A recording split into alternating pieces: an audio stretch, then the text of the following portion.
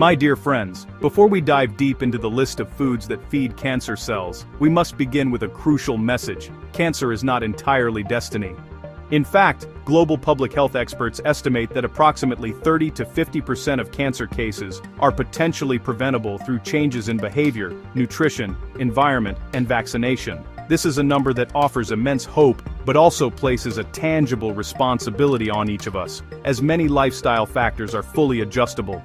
In this video, we will focus on the group of causes that can be influenced by diet, because our daily food intake is the easiest thing to change in our lives. By knowing how to choose the right foods and limit those that feed cancer cells, we can significantly reduce our risk. Conversely, if we eat poorly, even seemingly normal items can inadvertently supply the energy, hormones, and favorable environment necessary for cancer cells to grow.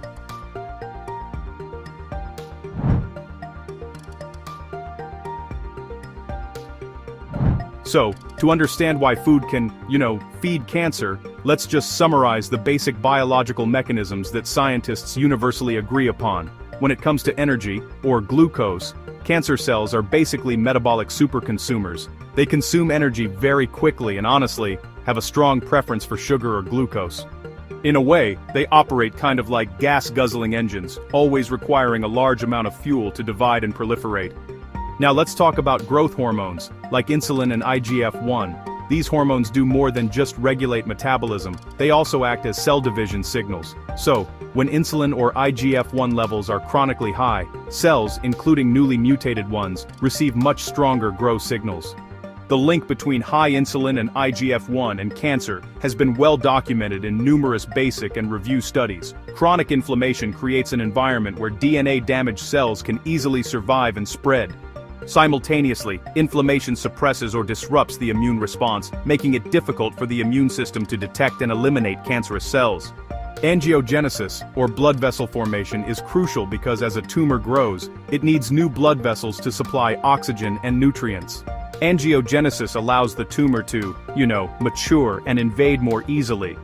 Thus, every factor in our diet and lifestyle can impact at least one of these needs. Food can directly supply glucose, stimulate insulin and IGF-1, cause inflammation, contain carcinogens, and even harbor toxins like aflatoxins that directly damage DNA.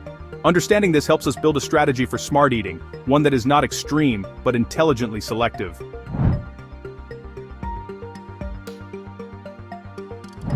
In this section, we will systematically discuss each food group mentioned in the original script, combined with solid scientific evidence. Aflatoxin is known as the natural carcinogen to avoid diligently. Aflatoxins are a family of toxins produced by certain molds, specifically Aspergillus species, which often thrive on grains, corn, and nuts like peanuts and tree nuts, especially when these foods are stored in hot, humid conditions. Aflatoxin B1 is, without a doubt, one of the most potent human carcinogens with a clear link to hepatocellular carcinoma, or liver cancer. The International Agency for Research on Cancer, or IARC, classifies aflatoxin as a Group 1 human carcinogen. Furthermore, aflatoxin M1 can actually appear in milk when livestock consume contaminated feed. So, here's a practical bit of advice. Avoid buying foods that show signs of mold, discoloration, or unusual odors. So, it's important to limit consumption of grains, nuts, and peanuts that come from tropical or, hot and humid regions, unless they have certified testing.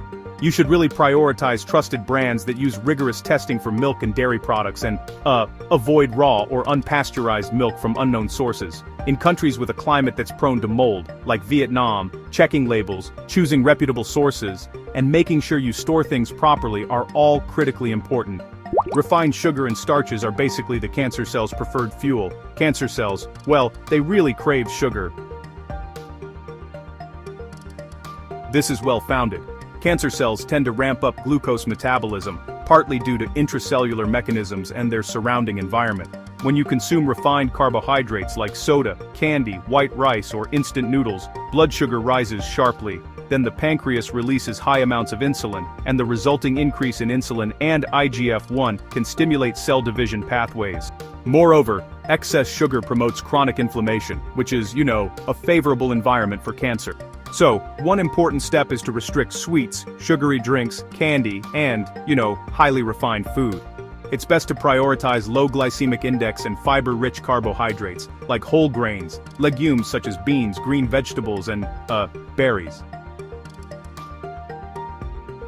Try to drink water, tea, or unsweetened beverages instead of sugary drinks whenever possible.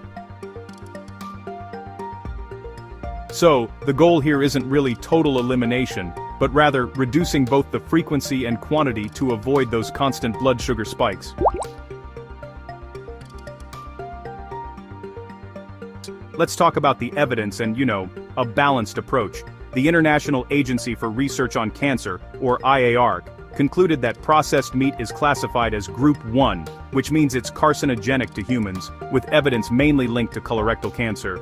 Red meat, on the other hand, is classified as Group 2A, which means it's probably carcinogenic. However, the research picture is, well, pretty complex. Many studies do note a correlation, but it's often difficult to separate this from other factors like smoking, poor vegetable intake, or overall lifestyle. So, here's the thing. Nitrites and nitrates used in preservation can actually be converted into carcinogenic nitrosamines in the stomach, and, cooking at high temperatures like grilling or frying produces HCAs and PAHs, which are compounds that can damage DNA. People who eat a lot of processed meat often also consume less fiber, like vegetables, and may smoke or drink alcohol. All of these factors together can increase overall risk. Practical recommendations? Well, it's best to limit processed meats, such as sausages, ham, and hot dogs. If you eat red meat, try to reduce the frequency. And, choose gentler cooking methods like steaming, braising, or boiling instead of high-heat grilling until charred. Supplement your diet with vegetables, fruits, and fiber to balance your intake. Fiber, in particular, is proven to reduce the risk of colorectal cancer. Alcohol is a clear carcinogen, so yeah, limitation is mandatory. So, alcohol is actually categorized as a Group 1 carcinogen by the IARC. Studies have shown that alcohol contributes to cancers of the mouth, esophagus, liver, breast, and colorectum. The mechanism is pretty concerning. Alcohol metabolizes into acetaldehyde, which is a toxic substance that damages DNA. Alcohol also reduces the absorption of crucial vitamins, like folate, that are needed for DNA repair, and it increases tissue permeability to other carcinogens. So, in short, alcohol is a risk factor that we can actually intervene in through our own behavior. My advice is to limit drinking to the maximum extent possible. If you do drink, try to keep it at a very low and infrequent level, and, well, do not consider alcohol necessary for your health. Counterfeit foods and unverified weight loss supplements are a real danger in many places. Unregulated products may contain impurities, banned preservatives, high pesticide residues, and certain ingredients that can potentially cause liver damage, endocrine disruption, or, even be cancer precursors. Alright folks, here's some general advice for you. Always buy food and medication from reliable sources. It's crucial to use medication exactly as prescribed by a doctor. And be skeptical of those weight loss products you see advertised online, okay? Now, let's talk about a simple framework designed to starve cancer cells while nourishing a healthy body. It's all about balance and making informed choices. My dear friends, now that we understand the mechanisms and the evidence, we need a simple, easy-to-remember action framework for long-term application. This is essential for maintaining a healthy lifestyle over time. So, it's important to avoid mold-prone foods, especially those that might contain aflatoxin. Do not eat nuts or grains that show any signs of mold. And, always prioritize certified brands. Also, it's best to avoid unverified milk or dairy products, especially if you're in high-risk areas.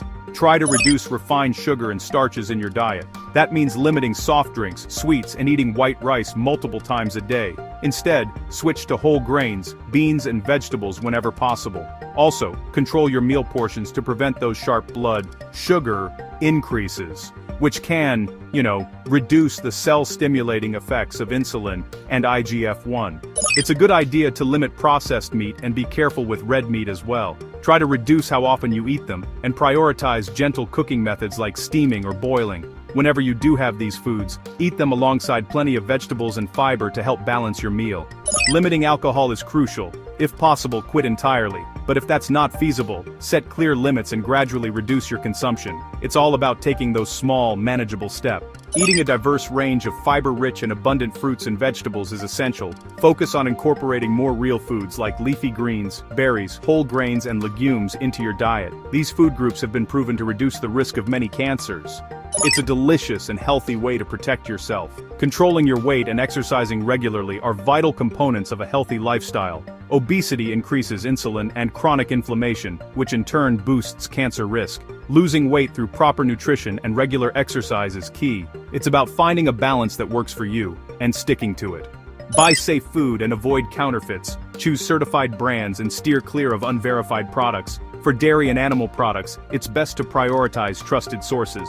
Consult a doctor when needed, and do not self-medicate. The risk of unregulated supplements is immense, so pursue weight loss through healthy programs or expert consultation. In summary, food can be either your medicine or the nutrient source for cancer cells, depending on your choice. By understanding the mechanisms, like glucose, insulin and IGF-1, inflammation and angiogenesis, and applying practical choices such as avoiding mold, reducing sugar, limiting processed meat, restricting alcohol, and eating more vegetables, we can significantly minimize risk.